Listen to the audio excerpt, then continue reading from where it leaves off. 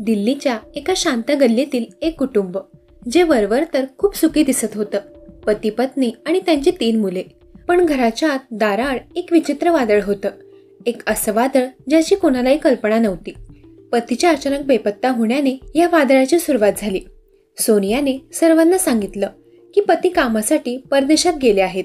पण हे सत्य नव्हतं, कारण सोनियाला माहित होतं तिचा पती आता परत कधीच येणार नाही. एका रात्रीच्या भयान शांततेत एका क्षुल्लक अनैतिक संबंधांपायी रक्ताने माखलेला एक कट रचला गेला.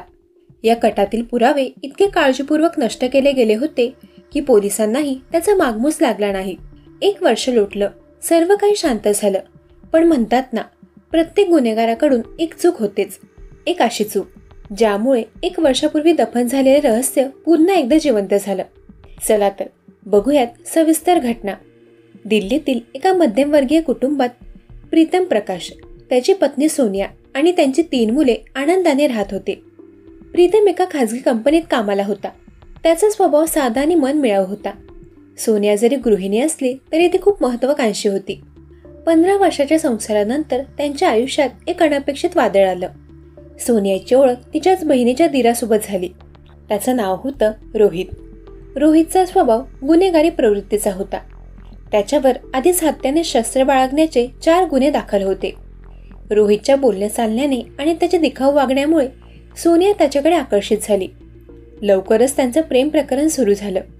सोनिया आणि रोहितच्या अनैतिक संबंधांमुळे त्यांच्या घरी रोज वादविवाद होऊ लागले. सोनिया अनेकदा बहाणा करून घराबाहेर जाऊ लागली आणि तासनतास रोहित सोबत घालवू लागली. प्रीतमला हे सगळं जाणवत होतं. त्याने अनेकदा सोनियाला समजावून सांगितलं, पण त्याचा काही उपयोग झाला नाही.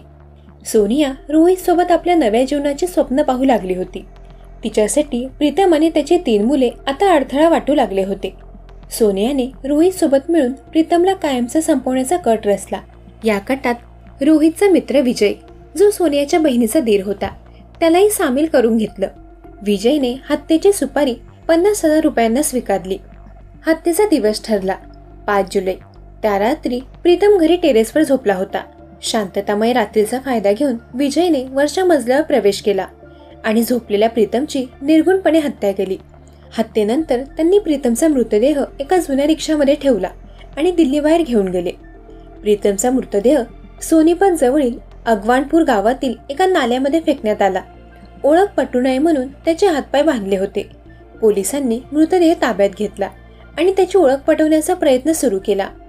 पण पोलिसांना काही सुगावा लागला नाही.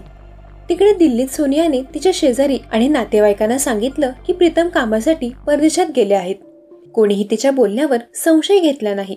प्रीतमच्या हत्येनंतर सोनियाने त्याची रिक्षा 4.5 लाख रुपयांना विकली आणि त्या पैशातून काही पैसे तिने रोहितला दिले. प्रीतमचा मोबाईल सोनियाने रोहितला दिला होता. रोहितने हत्येचे कोणतेही पुरावे शिल्लक राहू नयेत म्हणून तो मोबाईल बंद करून ठेवला. अशा प्रकारे 1 वर्षापर्यंत प्रीतमच्या हत्येचे रहस्य कोणालाच कळले नाही. सोनिया रोहित सोबत मोकळेपणाने राहू लागली. त्यांना वाटले की आता त्यांचा मार्ग मोकळा झाला आहे आणि कोणीही त्यांना पकडू शकणार नाही. 1 वर्षानंतर 10 जुलै रोजी सोनीपतच्या त्याच नाल्याजवळ एका व्यक्तीचा मृतदेह सापडला. पोलिसांनी तपास सुरू केला आणि तेव्हा एक मोठी धक्कादायक गोष्ट समोर आली. त्यांना आढळले हा मृतदेह 1 वर्षापूर्वी सापडलेल्या मृतदेहासारखा आहे. पोलिसांना संशय आला. यावेळी पोलिसांनी अधिक बारकाईने तपास सुरू केला. इकडे रोहितने 1 वर्षापासून बंद असलेल्या प्रीतमचा मोबाईल अचानक सुरू केला. त्याला वाटलं होतं की आता सगळे पुरावे नष्ट झाले आहेत आणि कोणीही या प्रकरणाचा तपास करत नाहीये. पण हीच त्याची सर्वात मोठी चूक ठरली.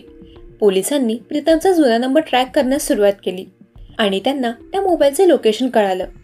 लोकेशननुसार पोलीस रोहितपर्यंत पोहोचले. रोहितला अटक करून त्याची चौकशी केली असता हत्येचे गूढ उलगडण्यास सुरुवात झाली. रोहितने सर्व काही कबूल केलं. त्याने सांगितलं की सोनिया आणि विजय यांच्या मदतीने त्यांनी प्रीतमची हत्या केली. पोलिसांनी सोनियालाही अटक केली. सुरुवातीला तिने गुन्हा कबूल केला नाही, पण रोहितच्या कबुली जबाबामुळे तिच्याकडे काहीच पर्याय उरला नाही. तिनेही सर्व काही कबूल केलं. सोनिया आणि रोहित यांना कोर्टात हजर करण्यात आले आणि 2 दिवसांची पोलीस कोठडी सुनावण्यात आली. या घटनेतील 3रा आरोपी विजय, जो हत्येच्या रात्रीपासून फरार आहे, त्याचा शोध पोलीस घेत आहेत. सोनियाने आपल्या प्रेम संबंधांसाठी 15 वर्षांचा संसार आणि 3 मुलांचा विचार न करता केलेल्या या कृत्याने संपूर्ण परिसरात खळबळ माजली आहे. विवाहासारख्या पवित्र नात्यात विश्वास हा आधारस्तंभ असतो.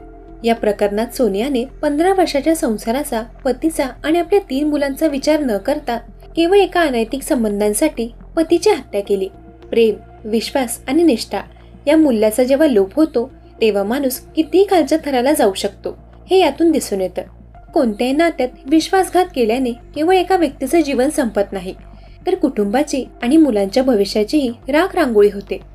सोनियाची ओळख एका गुन्हेगारी पार्श्वभूमी असलेल्या व्यक्तीसोबत झाली, ज्याच्यावर आधीच गंभीर गुन्हे दाखल होते. अशी व्यक्ती जेव्हा आपल्या आयुष्यात येते तेव्हा ती केवळ आपल्या वर्तनावरच नाही तर आपल्या विचारांवर आणि निर्णयावरही नकारात्मक प्रभाव पाडते.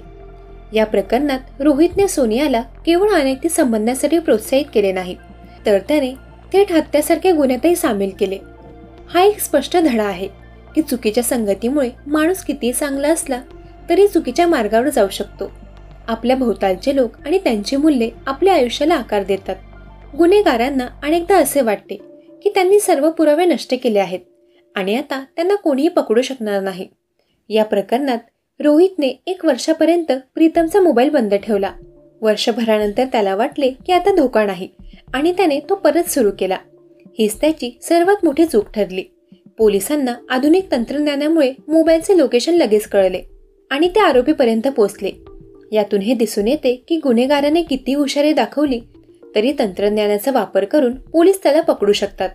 कोणताही गुन्हा परिपूर्ण नसतो आणि पुरावे कधी ना कधी उघडकीस येतातच.